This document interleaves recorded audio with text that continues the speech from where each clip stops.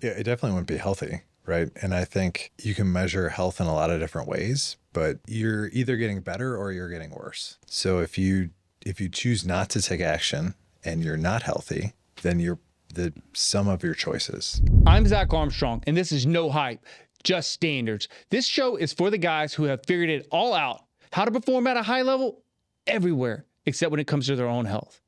We use precision blood work and real data to close that gap.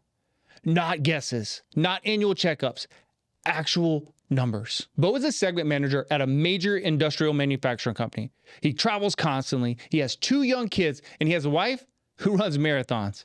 He will be the first to tell you that his favorite part of any race is the finish line, specifically the part where he is done. What I want every guy listening to hear in this conversation is not the story of someone who fell apart.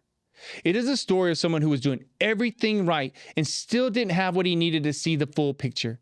And that is what happens when a high performer runs on assumption instead of actual data. Hit subscribe if you're new here. Beau, let's go.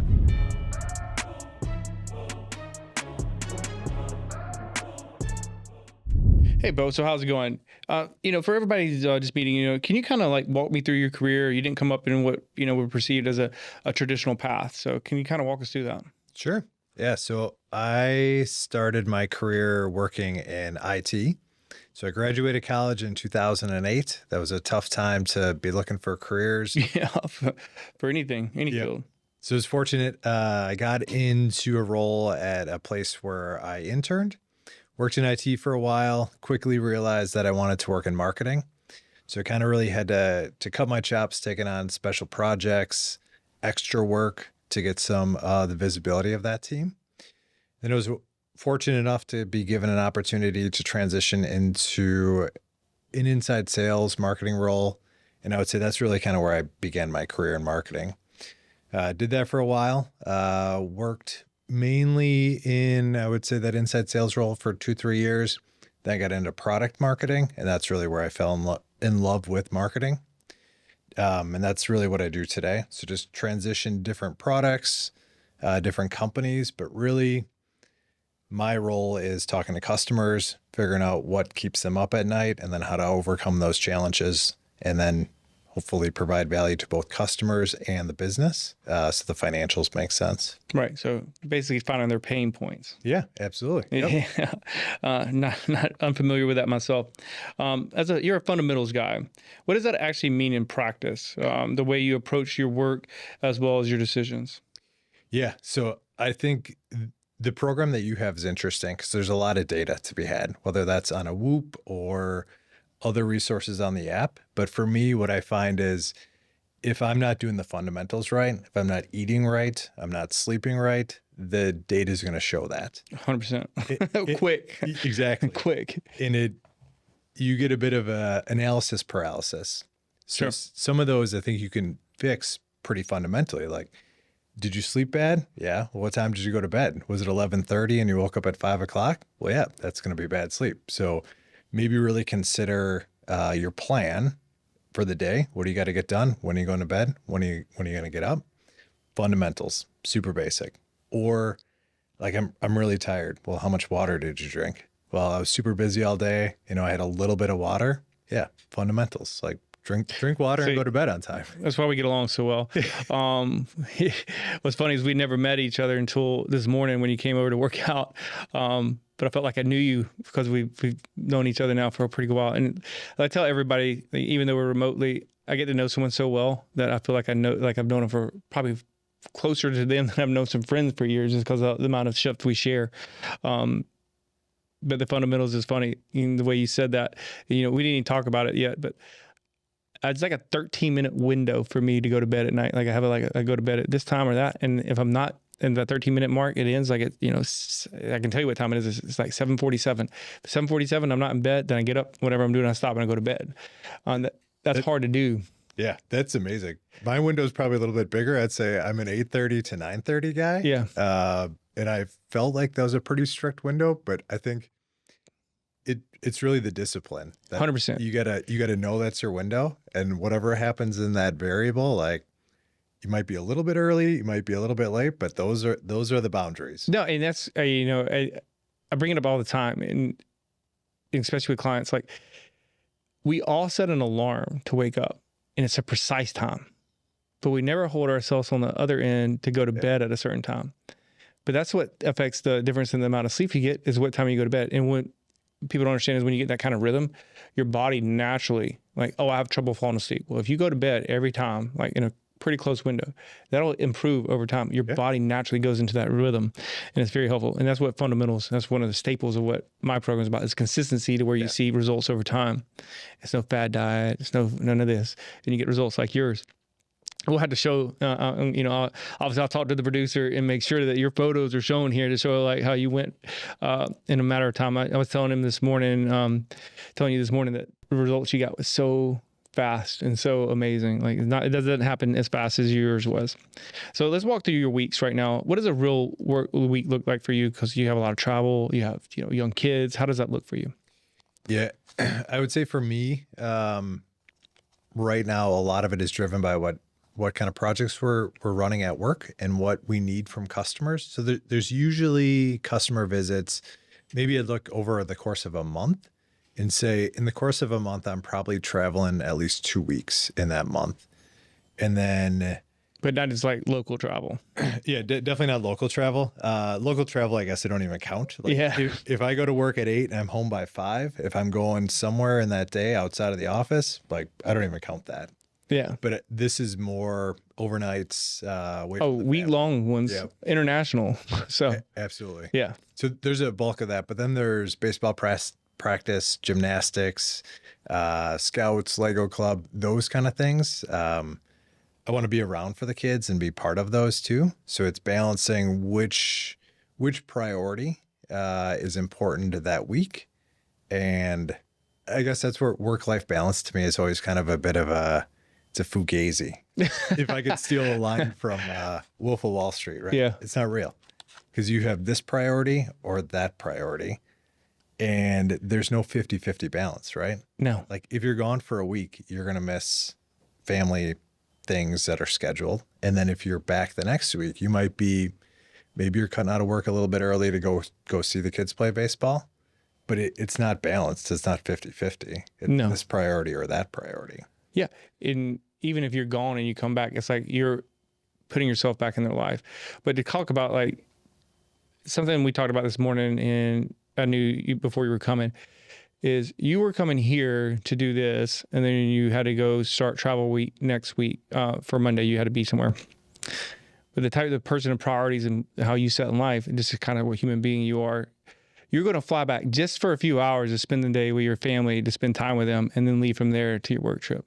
So that's a kind of, when you talk about consistency or putting priorities in place, that kind of like human being you are, and like how that works in your life. It's always something that's very admirable, especially in today's day and age. Thank you. At what point did your own health stop being a big part of your life or a picture in your life to where it fell off a little bit? I think once all those priorities got stacked up, it just didn't make the list.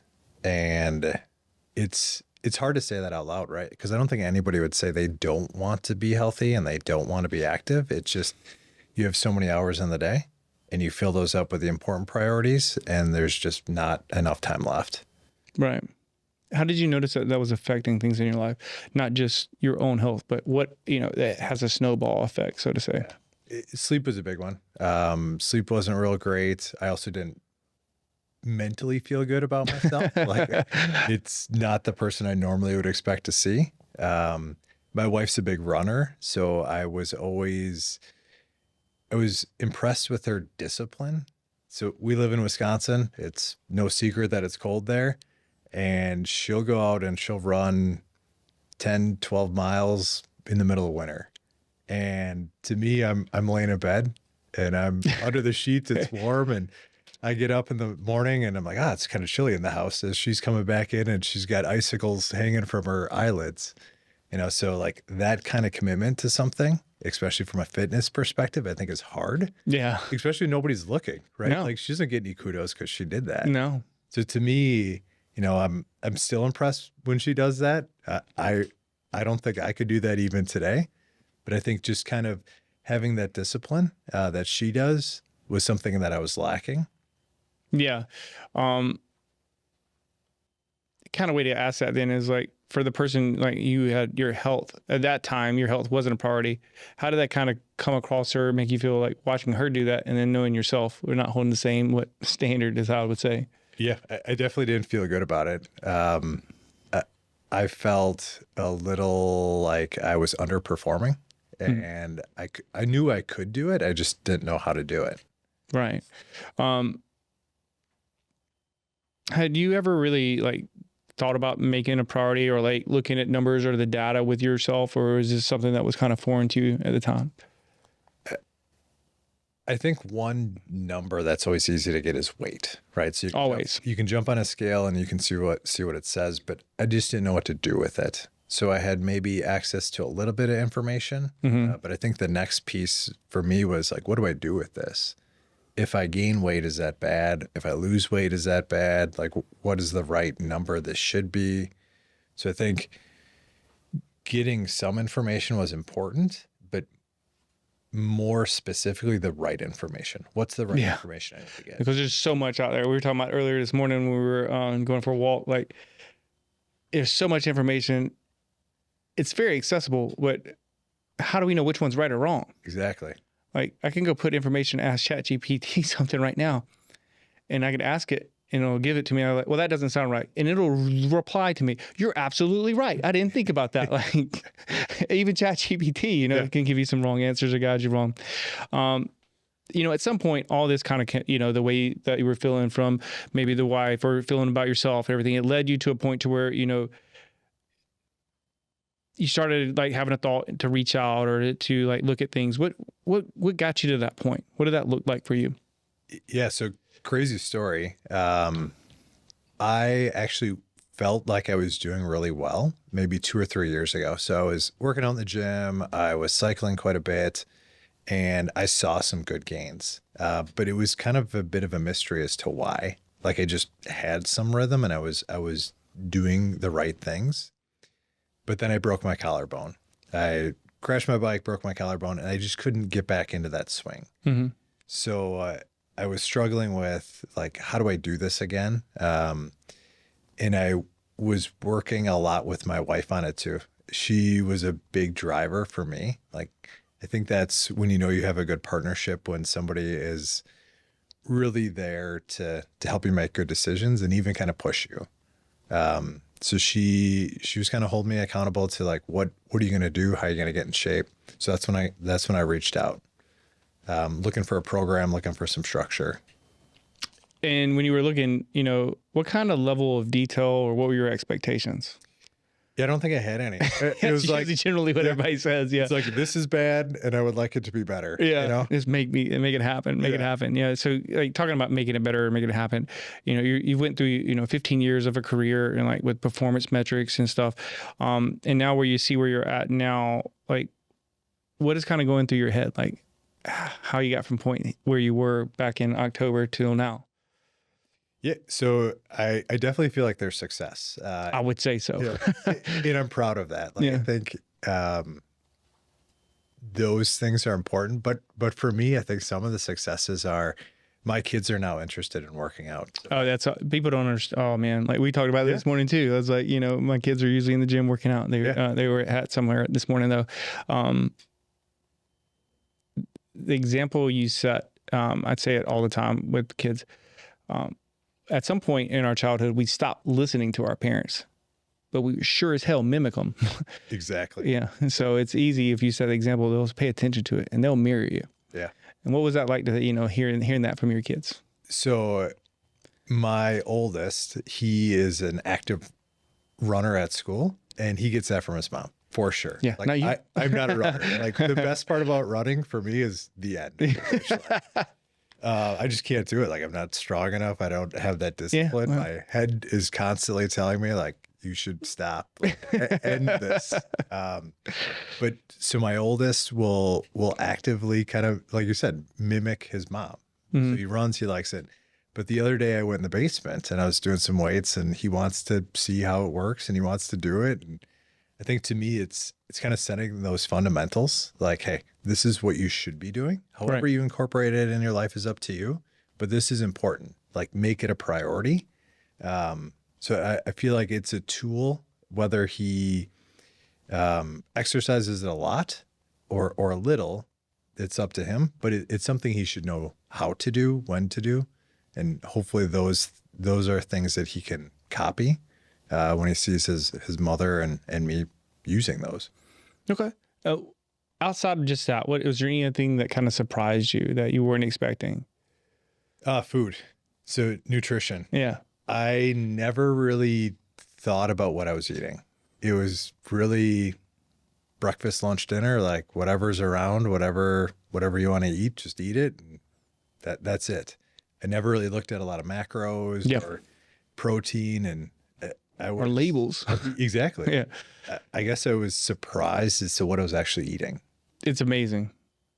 I think one thing I tell everybody when they join is at some point you're going to be the guy who turns the can around and go, I'm not eating that. It's got like 20 grams of sugar in it. Yeah. And like, it's something that's supposed to be natural or organic. But when you turn around, it's got 20 ingredients in it. Like, that's not natural or yeah. Exactly.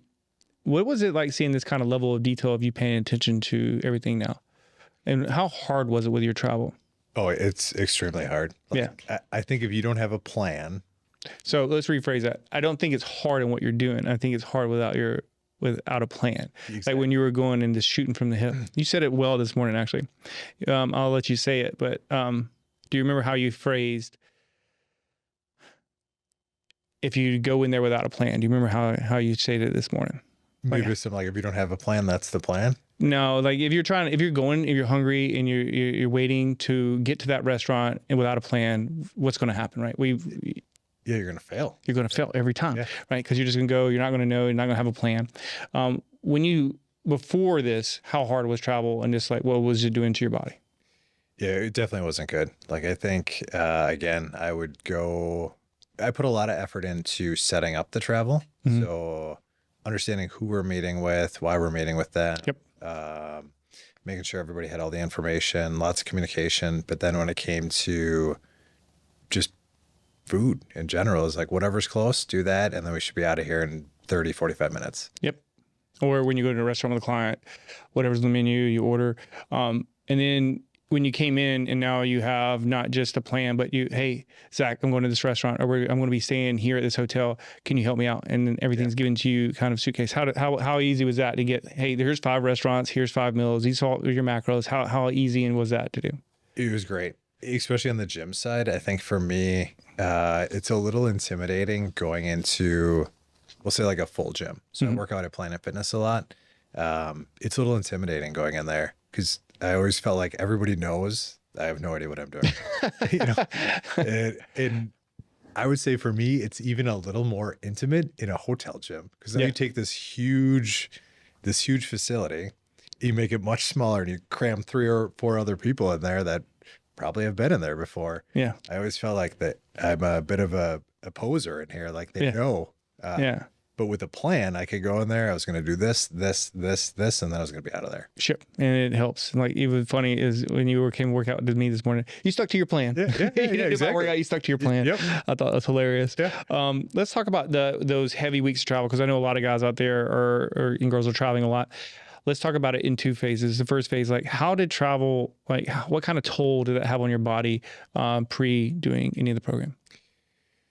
Yeah, I would say, again, not good, right? So I was tired, especially if I'm doing travel where I'm going through multiple time zones. Like I'm just not sleeping well. And I think that shows. Actually, I was surprised one week I was messaging her quite a bit. It's like, hey, I can't do my abs. Like it just. Oh, I remember that. Yeah. And it was a surprise to me. But it really came down to like I traveled a bunch that week. I had some stuff coming up the next week. Like I wasn't sleeping well, and it had this toll on me, and it was illuminating that, hey, again, fundamentals, like if you're traveling a bunch and you are eating like crap and you're sleeping really bad, yeah, you're probably going to feel bad. So I think that was me. I traveled a bunch. I had no plan. I just felt bad.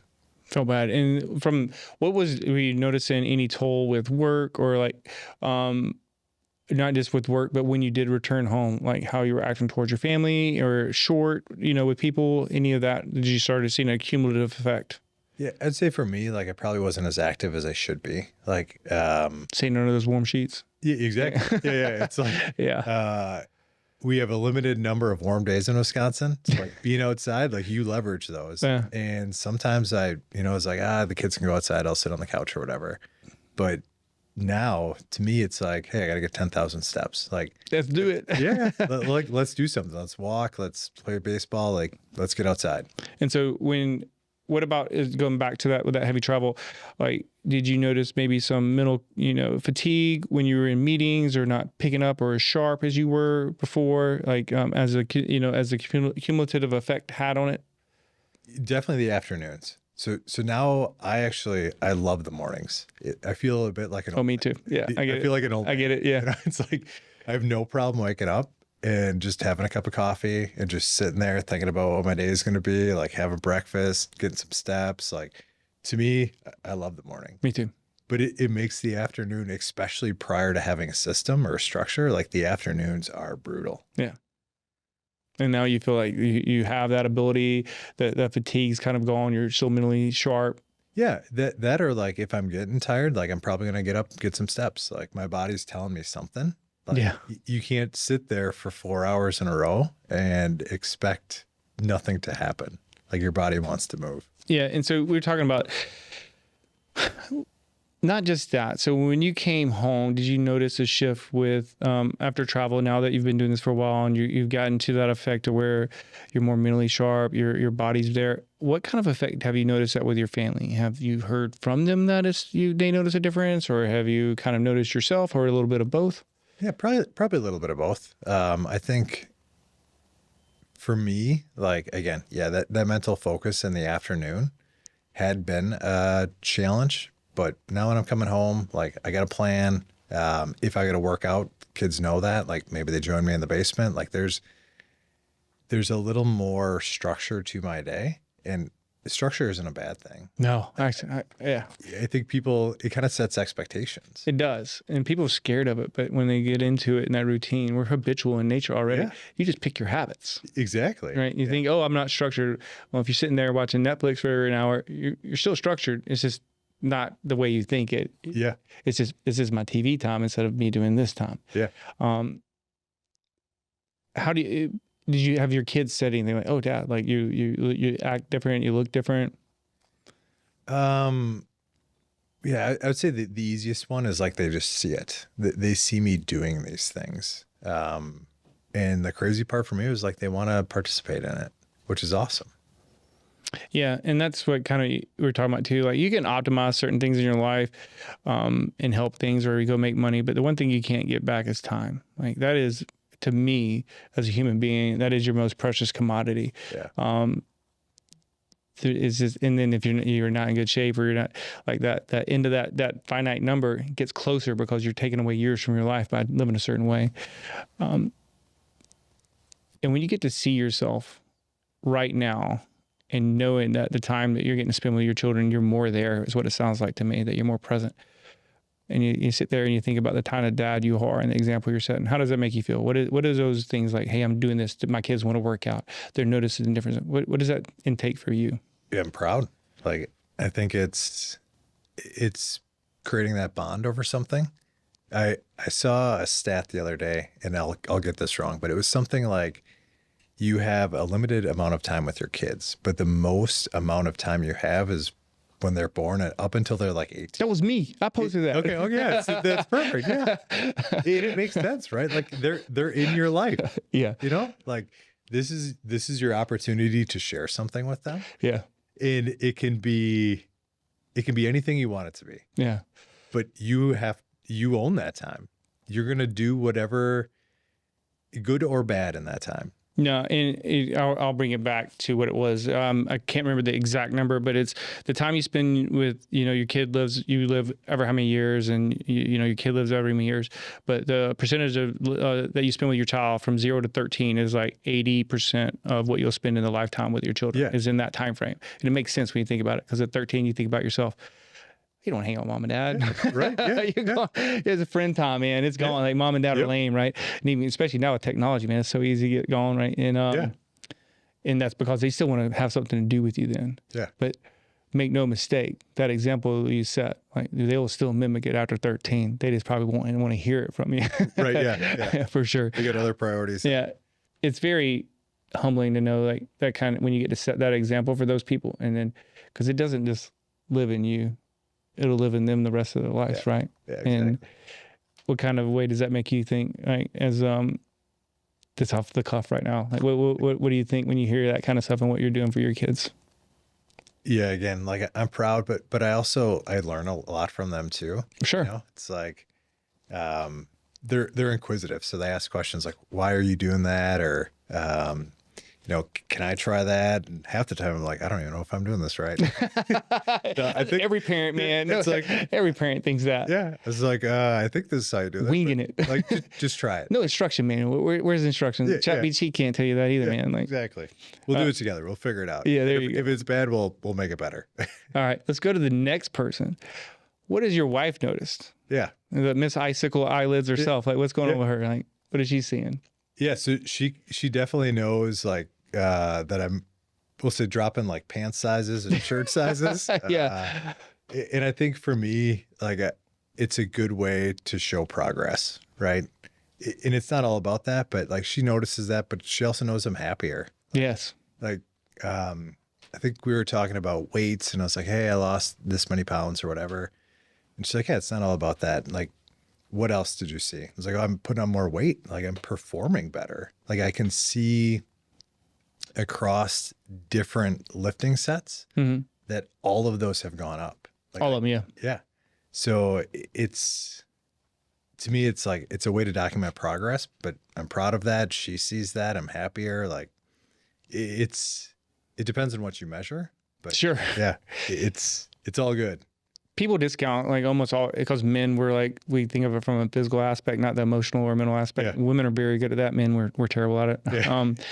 But I try to tell everybody when they come in, like the way you feel will be what's different. But the correlation, like you're going to look differently and you're going to feel better because you look differently, and they go hand in hand. But what you'll notice is at the end, you won't talk about how much better you look. You'll just talk about how much better you feel. Yeah. And it always happens. What else did she notice? Did she notice like, hey, like energy wise or like anything else or? Energy. The other thing I would say is like, I probably help out more cooking. It's like, hey, what are we having for dinner tonight? We don't have a plan. Like, let's try this. And for me, I don't know if I'm doing it right, but it's like, hey, we're going to have chicken or we're going to, we might have steaks tonight. And it's another way where like I get involved in other parts of the family where maybe I wasn't as involved. Okay. A good way to ask this is just like, how has that improved your life and marriage by doing that? Yeah, it's significantly better, right? Like I'm around, I'm invested more. I think again, we kicked off this conversation earlier, like why was this important to me? It's really driving better habits, and those result, I think, in a happier marriage. Like we're both more aware of our health. She was at a much higher level than I was, and maybe I'm now on the scale. I don't know if I'm at her level, but like I think we are both active doing something. Like it helps our marriage quite a bit. Okay. That's an amazing way to say it. And if you did you expect any of this when you like clicked on a damn link and said, let me see what this guy on the internet's about? Yeah, no, I think it was, I had no idea what to expect. Naturally working in marketing, it's like, I'm sure the things that I'm seeing are all the good stuff. Right. What you don't see is the waking up at 5 a.m. to get a bunch of steps in the day because you got a bunch of meetings. Yeah. But no, I had no idea what to expect. What do you feel like expectation wise, like what you expected and where you're at now? Like how would you correlate that right now or say that meets or where you're at or thought process? Yeah, it definitely exceeds expectations because I didn't know what to expect. I think, I don't know if you remember this, but so we met, we had a Zoom call, we talked for a little bit, and then I actually had asked you, I was like, hey, could you hop on a Zoom call with my wife? Yeah. Do you remember that? I do. Yeah. And you're like, well, what do I say or what do I do? And I was like, I don't know, just tell her the same thing you told me. And a lot of that was me trying to get a measure of expectations. Right. And her takeaway was, no, I like this guy. I think he'll hold you accountable. Yeah. Yeah. And I don't think I have to hold you accountable anymore. What did you bring to my house this morning to mix in your yogurt? Oh, yeah. Whey protein and peanut butter powder. Yeah. You know how much protein I have in my house, man? That's my You brought structure, a Ziploc right? bag. You brought a Ziploc bag to my house, man. That was my plan, right? I needed a good plan. Yeah, that was my plan. I was in shock. I was like, what the hell? I was impressed. So I'm not going to lie. I was like, this has got to be the best client ever. He brings protein to my house, not to take my own.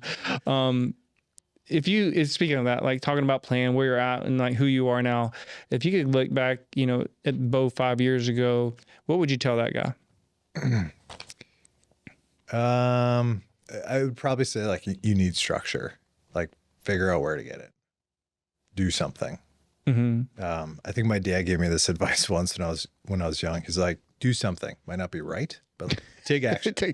do something. That's I love that. Yeah.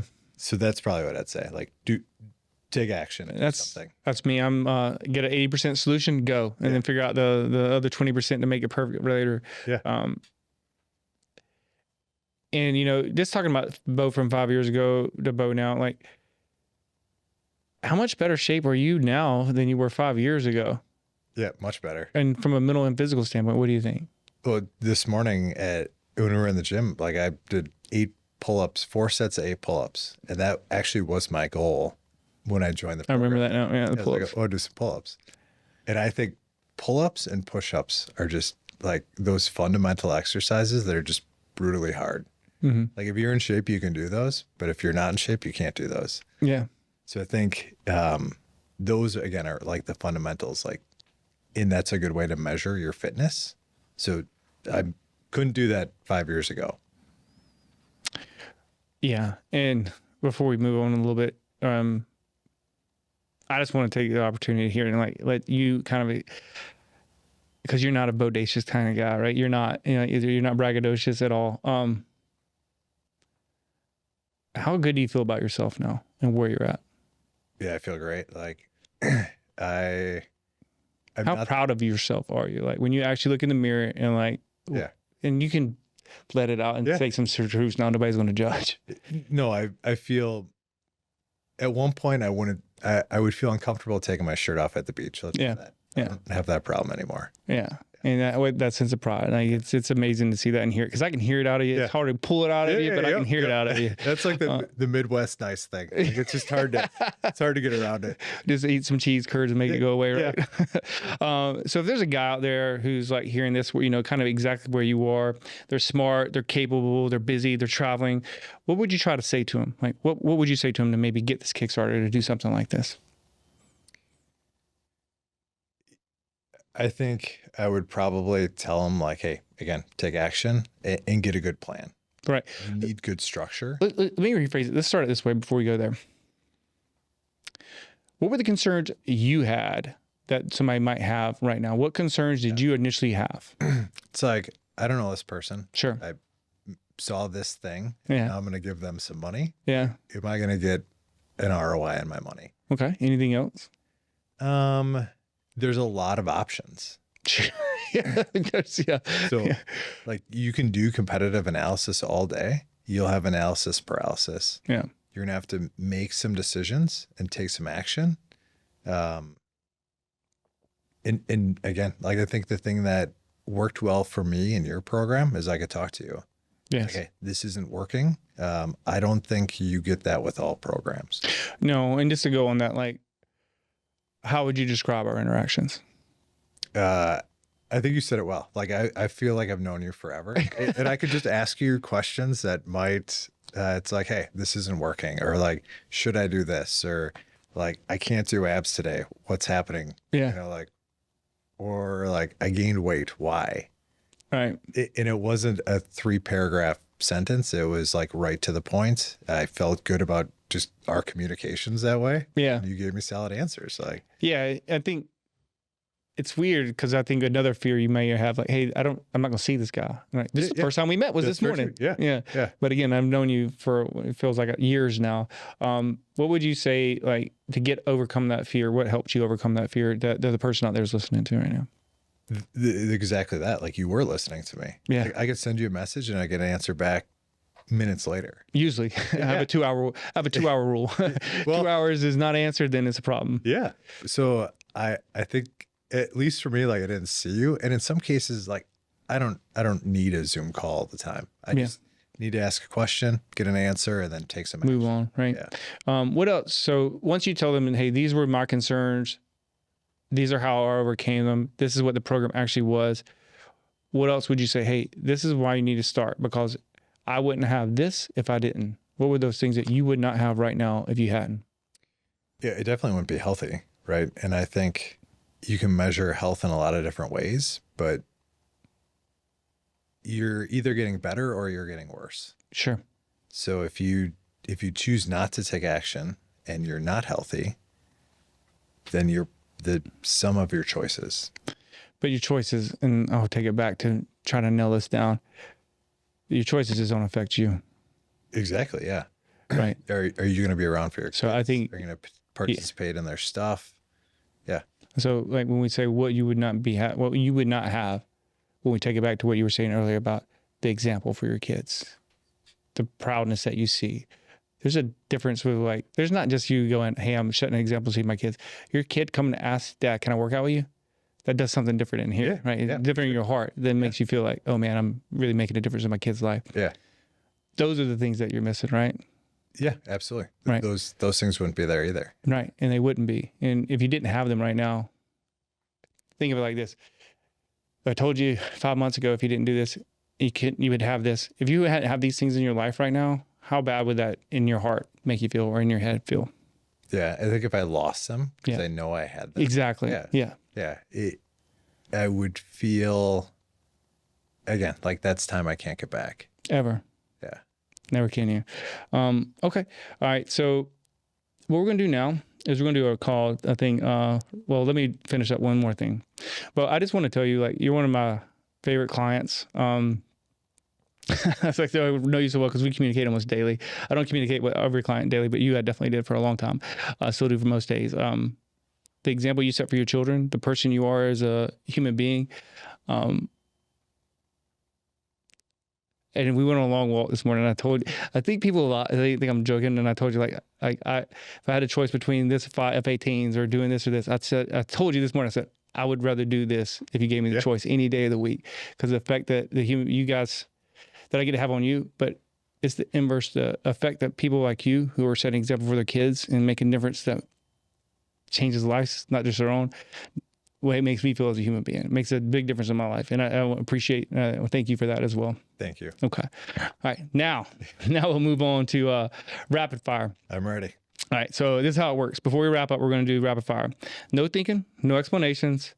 First answer that comes to mind. All right. You ready? I'm ready. All right. Here we go. Airport or conference room? Where do you do your worst eating? Airport. Every time. Yeah, that's the easy one. Harder conversation. Telling a customer something is wrong, or admitting something is wrong with yourself? Yourself? Yeah. What did most guys use as an excuse not to deal with this? Work? Yeah, that or time, right? Yeah. Travel week or desk week? Which one is harder on your body? Travel. Yeah, every day. If your wife ran a marathon the same way most men manage their health, what would her finish time look like? She's a sub 3 hour marathon runner. Yeah. So it would be more than that. That's pretty impressive. I couldn't run sub 4. What is the thing guy tells himself? When he's telling everything's fine when he's traveling, that's actually not fine. Nothing's fine. Yeah, nothing's fine. You came in before anything broke. Like, you actually came in, you didn't have a lot of subset of problems. What made you do it at that point?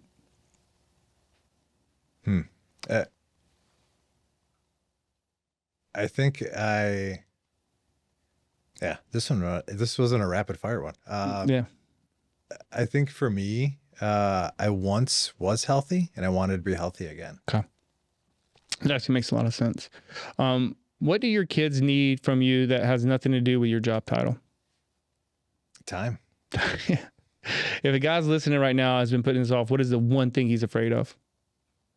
Failure. Oh, that's the biggest thing. Yeah. We don't want to try because we don't want to fail. Yeah. Right. And I think failures is what set us difference, makes us a difference to human beings. Always makes us better. Failure's the best teacher. Every time. Success is, everybody wants success. Yeah. But you don't learn nearly as much. You don't get the success or successful without that failure. Yeah. You need that fuel. Yeah. All right. Last one. 6 months from now, same schedule, same demands. What's different for you in life? I'm doing more pull-ups. Well, that's great. That's a perfect way to end it. Well, appreciate it, Beau. Yeah, absolutely. Thanks. Beau, I appreciate you coming on and being straight about this. You did not have to share any of this, but this is exactly the kind of conversation that changes something for the guy who's listening and has been telling himself everything is fine. Here's what I want you to take out of today. First, being fully committed to your work and your family does not leave much room for a third thing. And the system most men rely on was never built to give them the full picture anyway. Beau is about as self-disciplined and self-aware as they come. He just never had the data that actually told him what was actually going on. That is not a character flaw. That is what happens when a high performer runs on assumptions instead of numbers. Second, the schedule is not the problem. Beau is on the road constantly, raising 2 kids, running a leadership role that demands everything. And none of that stopped him from doing this. The guys who get results are not the ones with the easiest lives. They are the ones who stopped waiting for the right conditions and started acting. Third, the people at home are not going to tell you that they need more out of you. They're just going to keep getting the version that you give them. Your kids do not want your money. They just want to play with you. And the only thing that works for you is showing up. And today's conversation stirs something in you. Do not just sit on it. The guys who feel it and do nothing are the ones having the same quiet conversation with themselves 5 years from now. If you want to know what your numbers actually say, reach out. The link is in the description. If this episode hit home, share it with the one guy who needs to hear it. Rate and review the show wherever you're listening. That's how we grow. And that's how more men find this conversation. I'm Zac Armstrong, and this is No Hype, Just Standards. We'll see you next time.